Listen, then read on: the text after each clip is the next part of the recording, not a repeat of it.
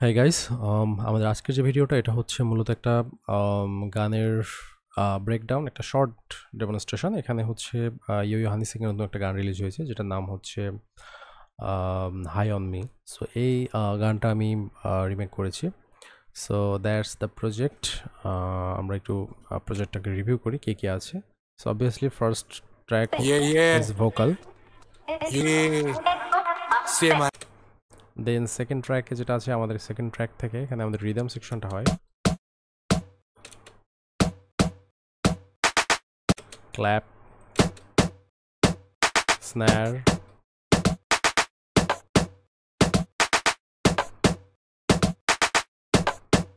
দেন এখানে এসে kick introduce হয়, স্ন্যাপ, ট্যাম্বুরিন,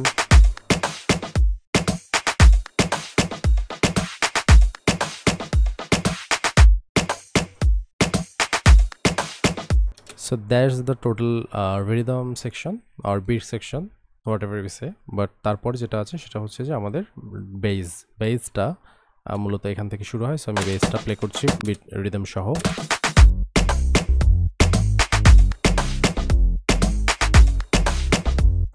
সো ভোকালটা একটু প্লে করি এর সাথে। এখন পর্যন্ত কিন্তু কোনো ইনস্ট্রুমেন্ট ইউজ করা হয়নি, জাস্ট বেস আর বিট।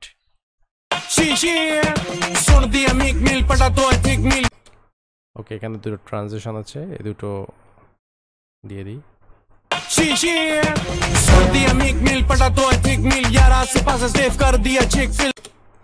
ওকে, দেন চলে আসে ইনস্ট্রুমেন্ট সেকশন। ইনস্ট্রুমেন্ট সেকশনে যেটা আছে সেটা হচ্ছে যে ইনস্ট্রুমেন্ট সেকশনটাকে শুধু স্লো করি।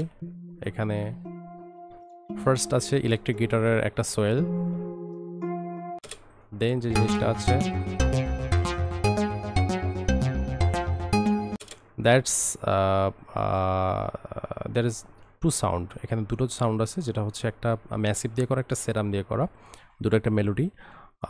এই মেলোডিটাকে হচ্ছে লেয়ারিং করা আছে দুটো ইনস্ট্রুমেন্ট দিয়ে একসাথে কনসলিডেট করা। দেন যেটা আছে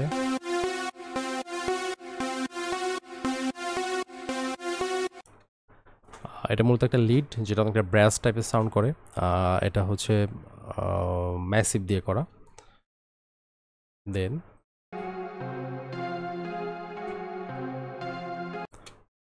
chords, I mean keys. This is a brass melody loops. Again last যে জিনিসটা এখানে আছে সেটা হচ্ছে electric guitar.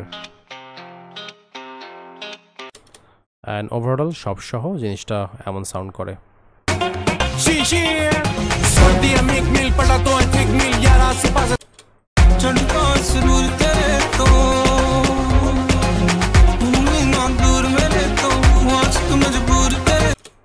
Thanks for watching.